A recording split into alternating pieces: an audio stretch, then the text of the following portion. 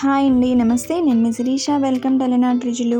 ఈరోజు మన ఛానల్లో శ్రీరామనవమి స్పెషల్గా ఒక మంచి స్వీట్ అండి, చాలా టేస్టీగా ఉంటుంది. ఇవి హల్వా పూరీలు అనమాట. మామూలుగా అయితే వీటిని సజ్జపాలు అంటారు. చాలా బాగుంటాయండి. ప్రాసెస్ కూడా చాలా ఈజీగా ఉంటుంది. సో అది ఎలా చేయాలో చూసిద్దామా. ముందుగా ఒక బౌల్ తీసుకున్నాను. ఒక కప్పు మైదా పిండి తీసుకున్నాను. కొంచెం సాల్ట్ వేసుకొని వాటర్ పోసుకొని బాగా స్మూత్గా మెత్తగా కలుపుకోవాలండి పిండి. మనం ఈ పిండిని కలుపుకునే దాంట్లోనే మనకు పూరీలు చాలా బాగా వస్తాయి.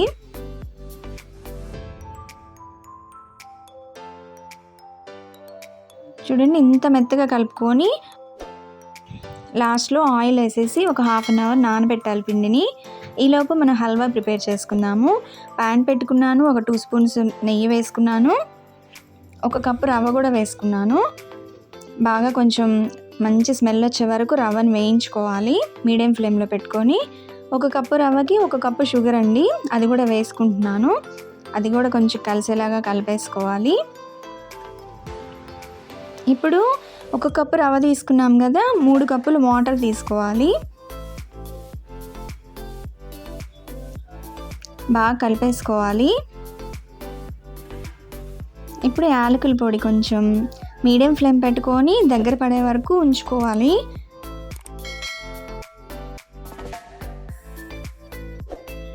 ప్యాన్కి ఇలాగా అంటుకోకుండా వస్తుందన్నమాట. అప్పుడు ఇది రెడీ అయిపోయిందని అర్థం. స్టవ్ ఆఫ్ చేస్తున్నానండి. ఇప్పుడు ఒక హాఫ్ అన్ అవర్ తర్వాత పిండి చూడండి ఎంత మెత్తగా ఉందో కదా. ఇప్పుడు చిన్న చిన్న ఉండలు తీసుకోవాలి.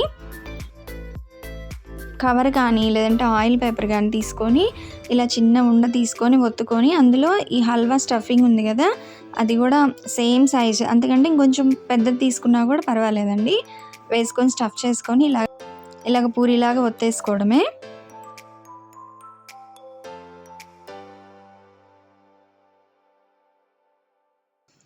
ప్యాన్లో ఆయిల్ పోసేసి హీట్ చేసేసానండి. పూరీలు కూడా వేసేసాను. ఇలాగ ఒత్తుతూ ఉంటే చక్కగా పొంగుతాయి అన్నమాట. రెండో వైపు కూడా తిప్పేసుకోవాలి. ఇలా ఆయిల్ కొంచెం పైనుంచి వేస్తూ ఉంటే మంచి కలర్ వస్తుంది. సో చూడండి, చక్కగా బాగా పొంగిపోయినాయి కదా. పూరీ అయితే రెడీ అయిపోయిందండి. ఇంకొకటి కూడా అలానే వేసేస్తున్నాను. మీడియం ఫ్లేమ్ పెట్టుకోండి, హై ఫ్లేమ్లో వద్దు. సో రెడీ అయిపోయినాయండి సజ్జపాలు. అదేనండి హల్వా పూరీలు. చాలా చాలా బాగుంటాయండి. టేస్ట్ తొందరగా కూడా అయిపోతాయి అన్నమాట, మనకి ఎక్కువ టైం కూడా పట్టదు. సో మీరు కూడా ట్రై చేసి ఎలా వచ్చిందో కామెంట్ చేయండి. వీడియో నచ్చితే లైక్ చేయండి, షేర్ చేయండి, సబ్స్క్రైబ్ మాత్రం మర్చిపోకండి. Thank you for watching.